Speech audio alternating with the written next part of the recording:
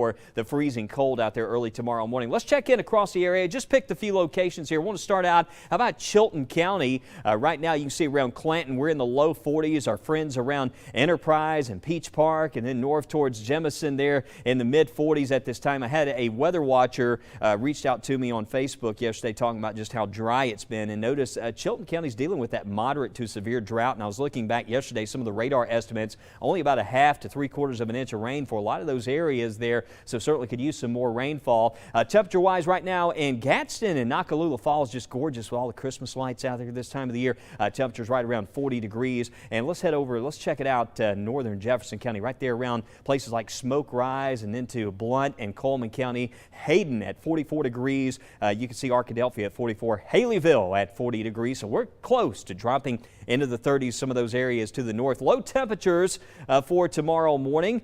You can see that Coleman 27 early in the day, 28 around Pell City. The airport observation at Gaston was already showing some 30s as well as Anniston, but you can see in the morning we're going to see readings down below freezing for those locations, and all the way down to Demopolis in Utah showing 29 for early tomorrow morning. One of the next big things though will be some rain coming back for this weekend. Looks like we're going to see that milder air building back in, starts late on Saturday, and as that warmer air starts to lift our way, we're going to be seeing some showers, and it looks like some rain likely there Saturday night. The new data showing an overnight impact, so most of the day Saturday looks dry until the overnight, and we're going to show you some model comparisons coming up here later in the show. Tania is working on that, but of course we want to remember the 4 P's when it comes to the freezing temperatures, and for tonight we're going to be talking about those lows I mentioned down to 25 for some areas to the north out there. But certainly if you sat the plants out, maybe want to double check. I did the same thing to take in some of the rain that we had the past couple of days. It was kind of mild out there,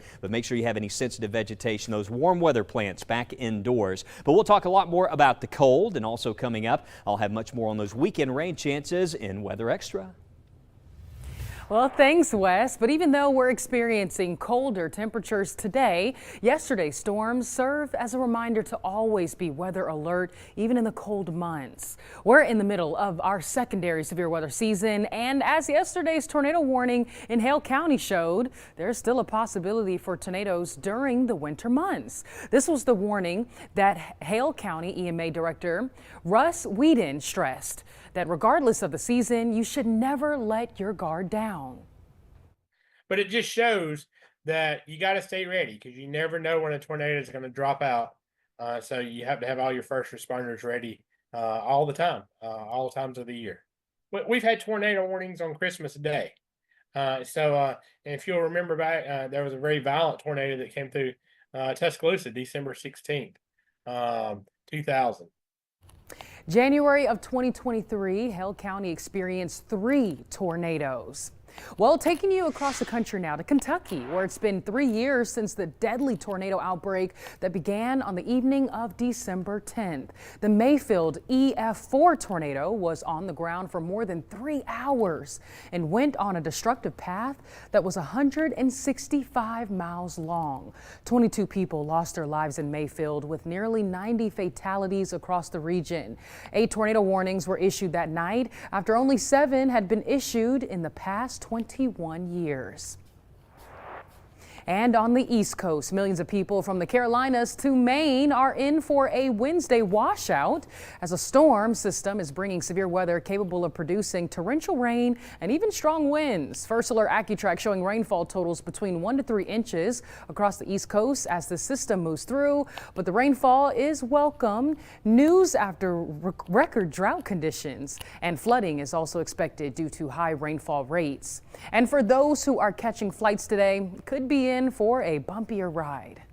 The storm system moving through is being driven by strong jet stream, which could cause some slight turbulence or make your flight a little shorter. So here to explain why this happens is meteorologist Lauren Linehan, and she's going to bring and break down the weather lowdown. Hey, Tania. Yeah, so how does the jet stream work exactly, and where exactly is it? Now, if the jet stream were here at the surface, we'd have some big problems, because basically the jet stream is really fast winds in the atmosphere, but they're about about 30,000 feet up. If you think about pressure levels in the atmosphere, we're talking at about 300 to 200 millibars up in the atmosphere. And so what we've been seeing today is a very strong jet stream in place. And oftentimes when you're in the winter months, you can get these more significant dips in the jet stream. And the reason we're seeing that dip, called a trough, in the jet stream is bringing down some of that colder air, some cold high pressure from over Canada, moving down into areas like here in Alabama. But how could this affect travel? Well, as Tania was mentioning, let's say here in Birmingham, we're taking a flight up to New York City. Today, we could actually get there a little faster than we would on a typical day because the tailwinds are what are helping to bring you forward, right? And so the faster travel from the southeast to the northeast is because you've got these really strong winds in the jet stream, and that's what's going to propel the flight along faster than it would be otherwise. However, you have to think about the headwinds when you think about coming from the northeast down to the southeast. And in that case, you could actually see slower winds because you're trying to travel down south, but then when you've got a trough in the atmosphere, you've got winds that are pushing northward. So it's like you're going against the grain. And so you've got these really strong winds preventing you from going forward. It would actually take longer to get from the northeast, from somewhere like Boston, down to here like Birmingham. So definitely very thankful that we live here in the southeast if we wanted to travel up to the northeast today. Probably be a lot colder than it is here though. But as most of our friends across the east are seeing rain, our neighbors to the north saw snow. Just like I said, check out this footage from Chief Meteorologist Spencer Denton at our sister station WVLT out of Knoxville, Tennessee. They saw a winter wonderland today. And this snow also prompting new technology that will keep roads clear of snow in Nashville. It's all thanks to a snowplow driving simulator that will help train both new and experienced snowplow operators. Complete with power steering, plow control, and a salt spreader, it's just like you're driving a snowplow, but it's all a simulation. They invested in the simulator after a major snowstorm last year that took some by surprise. Now they want to make sure they're always prepared, even if there's no snow to practice on. It's NDOT's new technology that allows both new and experienced snowplow drivers a safe way to practice without wasting gas. They can get up here and train and not be burning fuel, and then also not be putting them at risk of being on the road, putting themselves at risk and putting everybody else on the road. Hey, and if you ever find yourself sliding on ice, turn the wheel in the direction you're sliding. Take the foot off the gas and avoid braking hard. In 30 seconds, we take you beyond the atmosphere to a magical light show, the Geminid meteor shower, as it prepares to peak this weekend. We'll be right back in 30 seconds.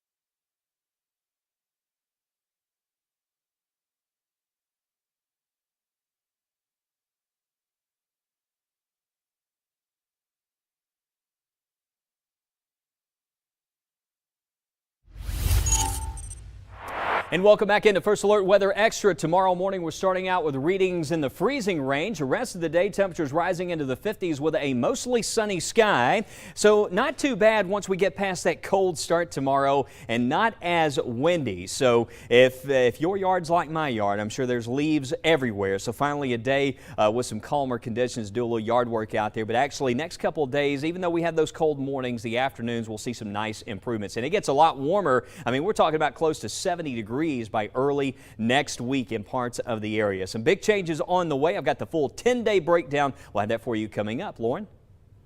Well, Wes, as we head beyond the atmosphere, meteorologist Matt Daniel takes us to a spectacular show of shooting stars as the Geminid meteor shower heads towards its peak. Well, if you're a big fan of looking up at the night sky, well, we have a treat for you coming in this weekend. Friday night, we got the peak of the Geminid meteor shower. And of course, I had to ask to bring in here Deborah Bird from earthsky.org. She's the founder. She is all a big fan when it comes to science, especially with the night sky. How are you doing, Deborah? I'm great, Matt. It's so good to see you. It's good to see you as well. And so tell us all about the Gemini meteor shower. When can we expect it? And is it going to be a good one this year? Okay, so the Geminids are always good in and of themselves. They're one of the richest showers of the year. They're really amazing. When there's no moon, you might see 120 meteors an hour, which is a couple of meteors every minute, which for a meteor shower is awesome. This year, almost full moon in the sky. So that's not so good, but there are some ways you can get around that. One thing you need to do is to be sure and get into a really dark sky. We always recommend a dark sky for meteor watching. That's even more important this year with the Geminids. You can stand in the shadow, what we call, you can stand in a moon shadow. So, like if there's a barn or the side of a mountain or something, and you can kind of block your view of the moon and stand in that shadow, you'll see more meteors than if you just stood out under the bright moonlight. So, that's another tip. Also, in most years, it's all about the meteor count. So, I mentioned that 120 Geminid meteors per hour. But this year, it's really more about, looking at each meteor that you do see. Like, does it have a long trail? Does it lead a vapor trail? Does it pop in the middle, as some meteors do? Can you discern any color to the meteors? So, good year for being observant in the Geminid meteor shower. So you said the moon's almost at full, so that's going to cause some issues viewing it. So you're talking about 100 per hour. Is that going to still be the case even with a moon almost full? No, unfortunately not.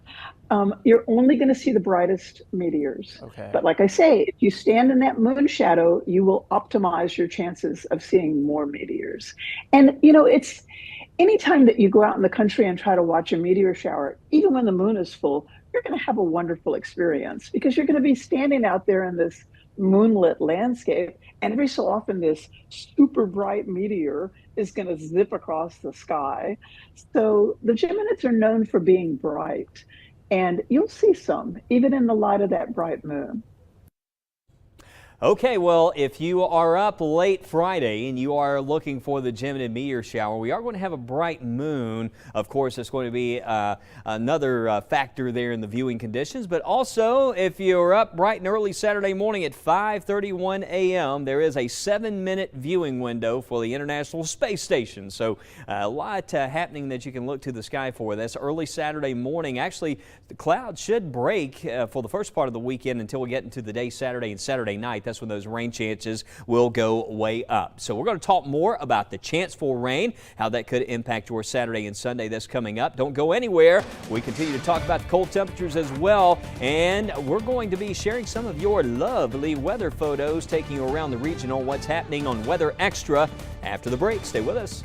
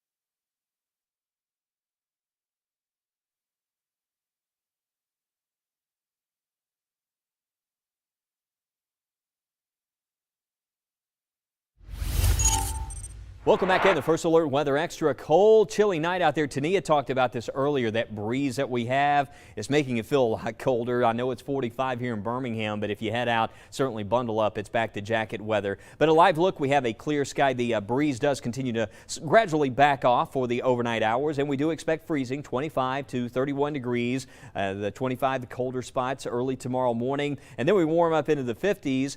We'll have another chilly night tomorrow night. We still could touch freezing, but we got some rain coming back Saturday. I think Saturday night, if you have a Christmas party plan, you have something going on Saturday. I was just actually answering a viewer question. I think it's going to be after 7, 8 o'clock for areas, especially central and eastern areas Saturday. It looks like West Alabama, first off, might see some rain during the early evening, but that's going to lead in some warmer conditions by early next week. Temperature-wise right now, you can see we have some 30s already showing up, 38 in Gadsden, 38 in Anniston. That's the airport observation. It was already showing some 30s in those areas. But as we work through the hourly forecast, by midnight we'll be below freezing for a lot of us, and in the morning 6 o'clock out the door, freezing conditions, and you may want to factor in a couple extra minutes. There might be some frost on the windshield early in the day, maybe a quick scrape there to kick the day off. Rest of the day, lunchtime, we have sunshine. We're well above freezing, and we'll enjoy highs in the 50s, but by 6 o'clock tomorrow night around this time, you can see we're already tumbling back into the 40s. So very seasonal conditions for us, not extreme cold, but certainly colder than what we felt so far this week. Now, as we look ahead to the weekend, Saturday, we mentioned overnight, Friday night and a Saturday. This is the cloud cover forecast. And you can see there's a window right there. We talked about the Gemini meteor shower. So if you plan on viewing Friday night and a Saturday, right now the cloud cover forecast looks like we might catch a little break, but those clouds do come back. You can see in the Saturday, clouds thicken up, and here comes the rain. Starts to move in. That's showing 8 to 9 o'clock, some of that light rain reaching central areas and eastern areas. So starting out around 5 to 6 West Alabama, looks like around 7 to 8 o'clock central areas, and after that moving into East Alabama. This is an overnight situation here mostly, and then into the morning on Sunday. After that, looks like we're back into the 60s, close to 70 on Monday. Could see some showers Monday night and into Tuesday. It looks like we have a couple of fronts. We have one that stalls out this weekend, another one that brings a few showers late Monday, maybe a thunderstorm. And then notice we have a couple of showers possible Tuesday and Wednesday. And then we could see a more significant rainmaker perhaps around Thursday and Friday of next week. Some of the models are hinting at that. That last day you see on the 10-day forecast, that is the first day of winter, the 21st, coming into view on that extended forecast. And it shows maybe some rain moving out and falling temperatures around the 21st of December. But we're going to talk a lot more about what's coming up here towards the end of next week. But quickly, we have our good friend here. This is Jermaine Tremmel, and he wanted to take our mind off this cold weather for a little while. How about that? And broke out the umbrella and the flip-flops and some sunshine, which I tell you what, maybe this is an omen because, you know, we have temperatures around 70 coming up, Tania, early next week. But this is a color the weather photo, and listen, you can share those with us. If you go to our website, you can color the weather. Teachers have your class color the weather. We have some templates on our website, or you can just send us your weather art. You can send that to Color the Weather on the Weather app, also on our website. Just go to Weather in the Classroom and check it out. We love seeing those photos and sharing those right here on Weather Extra. But I posted Tania on Facebook. I said, listen, if you plan a trip to Alabama over the next 10 days, you need to pack the gloves, the jacket, the flip-flops, the everything, right? You need it all. You need it all. Oh my goodness. Alabama's weather is so unpredictable, but then yet again, it's so predictable knowing that it's always going to change. It's always changing. And listen, late next week, something we are watching, we're still trying to fine tune that long range forecast. A lot of changes coming up. Take us through some model comparisons for the end of next week. Yeah, absolutely. So this one right here is called the European model. This one's showing us December 19th, December 20th. That's next Thursday and Friday. And as you can see here, taking you beyond the 7-day, okay, maybe Wednesday, a few showers around. But notice there's a lot of development happening to our west that could be bringing in lots of wet weather for our area and really across many states, across the southeast. So not just us, but could it bring us showers? Possibly, but also maybe some thunderstorms. Still several days out from this, so we'll continue to fine tune any severe possibility with this system that could be developing into late next week. Again, still several days out from that. But now I want to take you to our CPC outlook so that you you can get a better idea of what we look like beyond the 19th and 20th. So this is taking us December 19th through Christmas Day, December the 25th. And notice how much of the U.S. will be dealing with below average rainfall, and that includes us right here in Birmingham and states to our west and slightly to the east there in Georgia. And as we take a look at our temperature outlook, December 19th through the 25th, we're seeing most of the West Coast and the Midwest areas dealing with above average temperatures, but us here across the East Coast and the Southeast more near average with even colder conditions, or at least below average conditions for the state of Florida. So that's beyond the 7-day. Keep in mind things can and possibly will change, but we'll have a final check on your weather, and we're sharing some of your fantastic weather photos sent in by you all to the First Alert Weather app right here after the break.